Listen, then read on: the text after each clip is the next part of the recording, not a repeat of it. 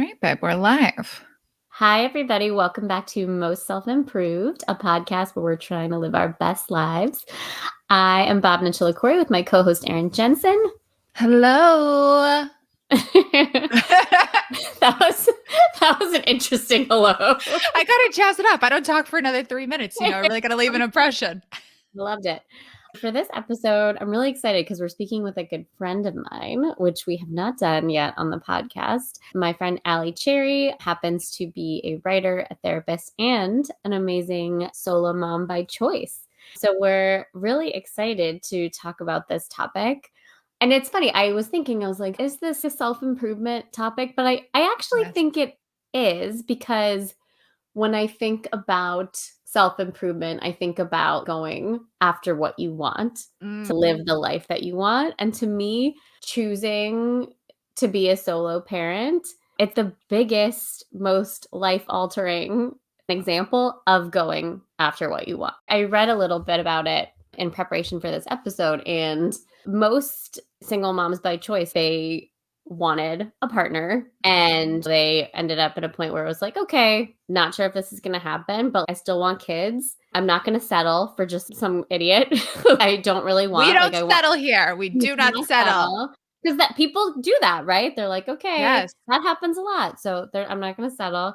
And I'm also not going to let this dream of being a mom go. I'm going to do it. Everyone that we have talked to, every book that we have read, it is about tapping in to what you want, aligning your life with what rings true for you. And like you said, being bold enough, being courageous enough to go after what you want. So I'm so excited to chat with her. I would love to be a mom one day. I know finding that perfect person who I would like to do it with, you don't have to, but it would be nice to share the responsibility, the cost, etc. Have somebody take me out for Mother's Day, all the things. It would be nice. So I have so many questions for my own self, not even thinking of people I know, but what is the cost? How draining is it? What are your hardest, most challenging times? So I'm excited to get that first person perspective, because it's something I think about as I get older. Absolutely. So let's get started by welcoming Allie to the podcast. Later. Hi. Hello, Allie. Welcome to the podcast.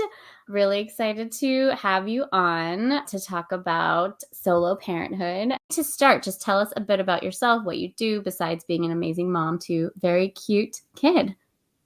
Well, thank you. I am a therapist, a couples therapist, which is a very fun job and also fun to name in the context of being a solo parent.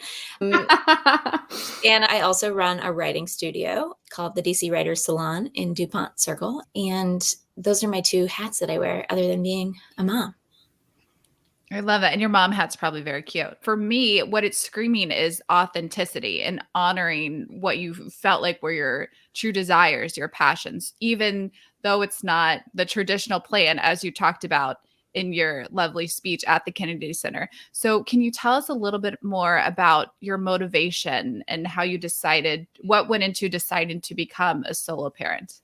Yeah, the question is interesting because it just didn't feel like a decision in a lot of the ways choices are made. So when I think about it, I really have to rewind a little bit. I was getting into a serious relationship when I was 34. And at that time, I had to be like, if this doesn't work, if this isn't my person, there's not going to be a bunch of time to potentially find another person. So that was actually the point where I would say I started to bring on consciousness. Would I do this by myself? I'm one of 4 kids. I love kids. I can't even ever remember not wanting kids.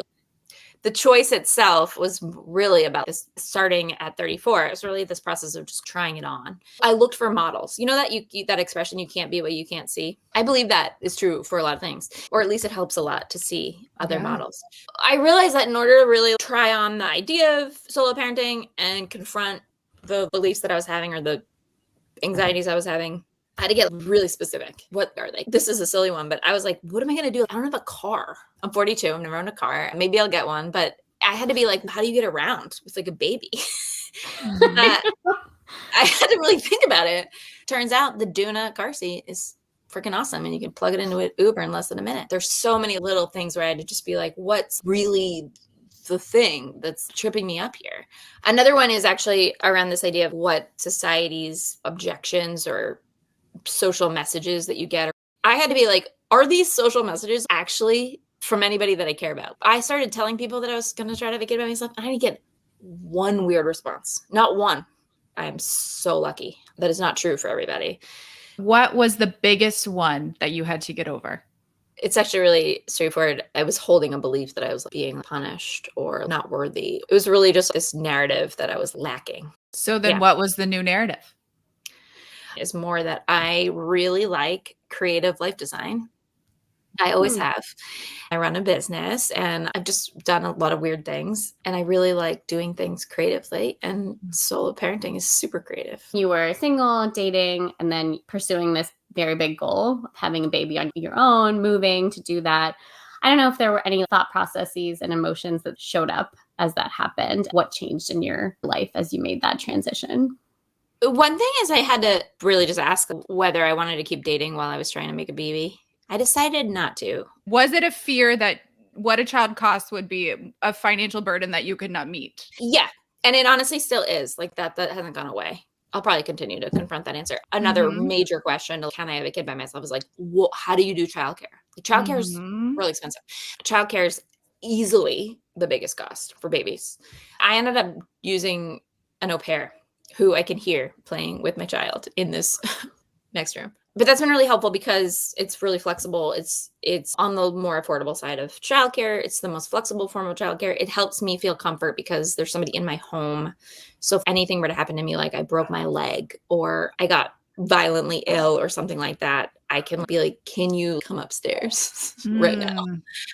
What went into your decision of who to pick? Oh, the donor? Yeah. Getting a sperm donor was the easiest decision in the entire process of trying to get pregnant and have a baby. It was shockingly easy.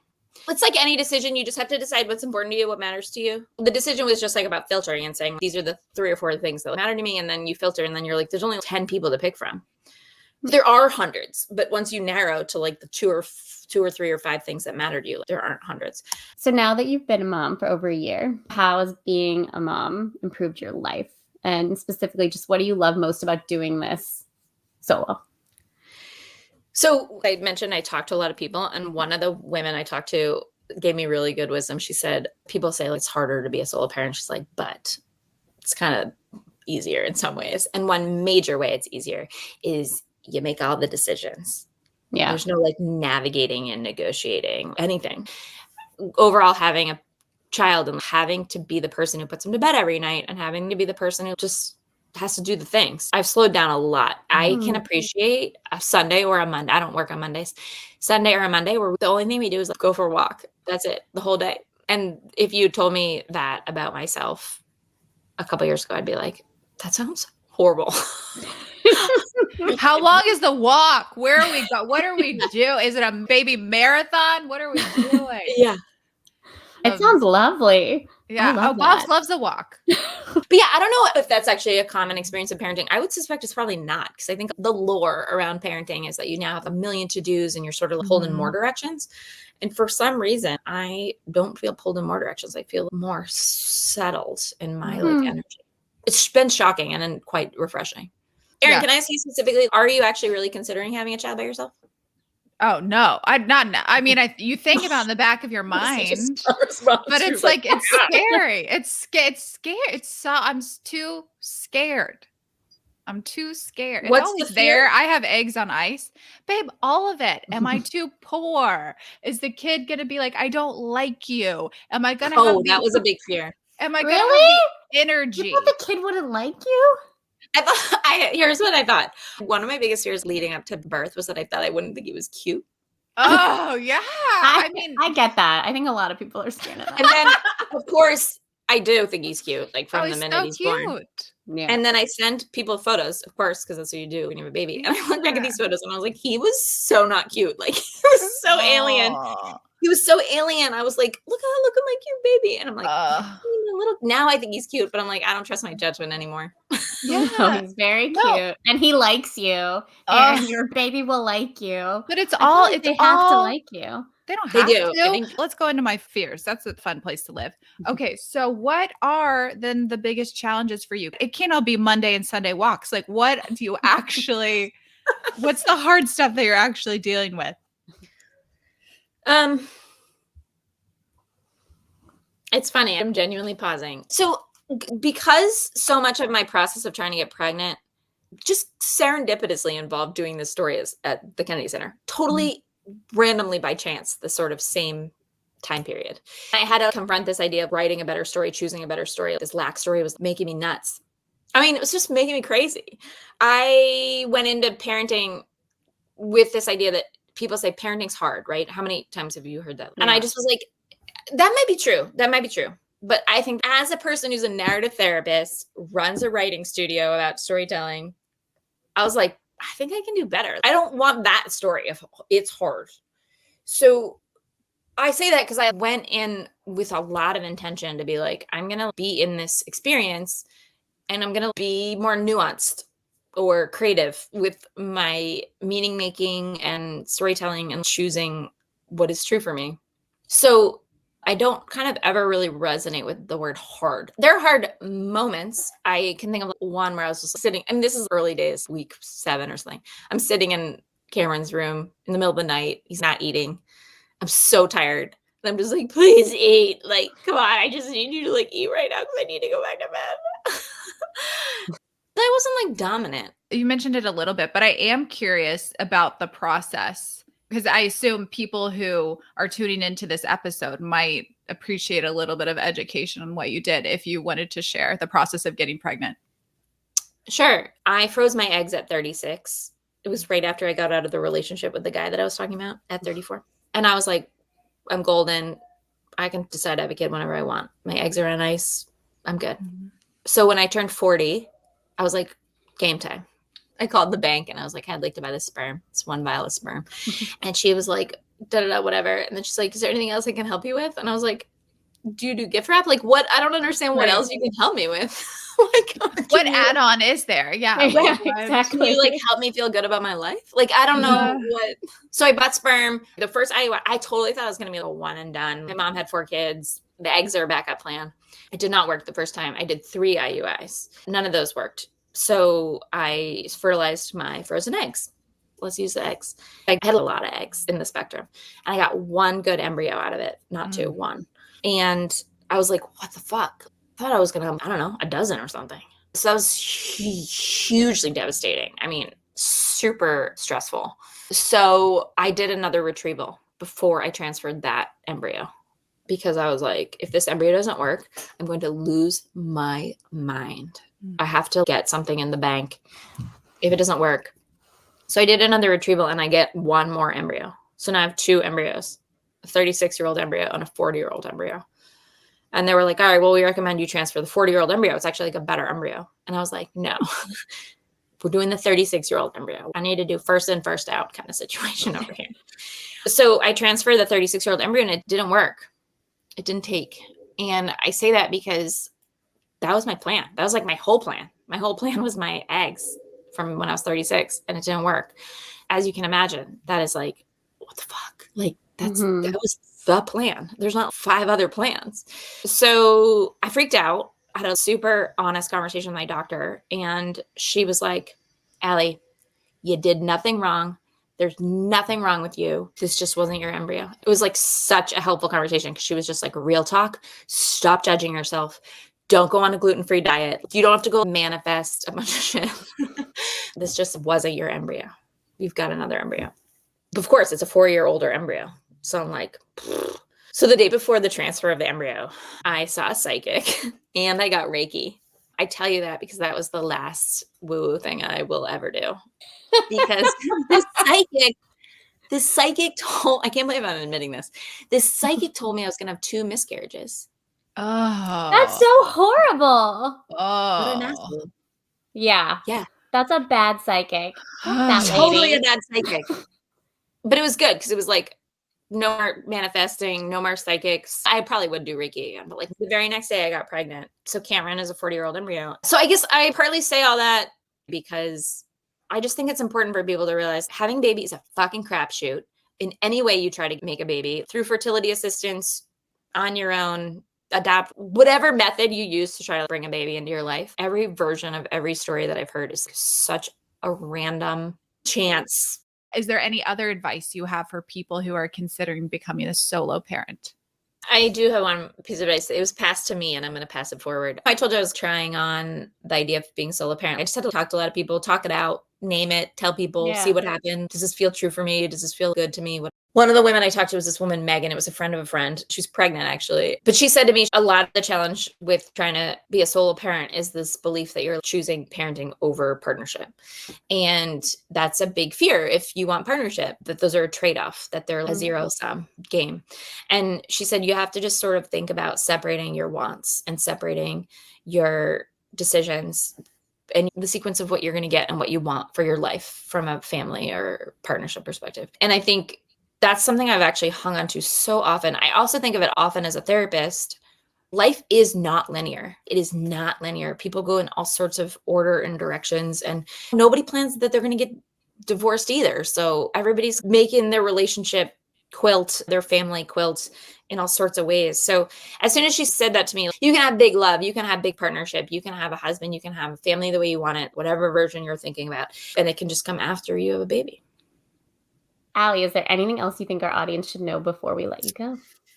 Just let it be a process. The whole experience of deciding, coming to terms with, acceptance. I sort of name those as separate because they're sort of acceptance, like you're going to do it. Coming to terms with is just how I'm going to do it or what are my terms. Designing your support system, deciding where you're going to live or what childcare option you're going to have. There's just a million little decisions. There's so many anxieties to confront or beliefs to confront. And I think just let it be a process and just say, I'm going to take this thing, worry, decision. I'm going to take this one in front of me and I'm going to let them come to me as they come to me. Because everything I've worried about is not anything that I've actually worried about, if that makes sense. Just take the next step and let it be a process.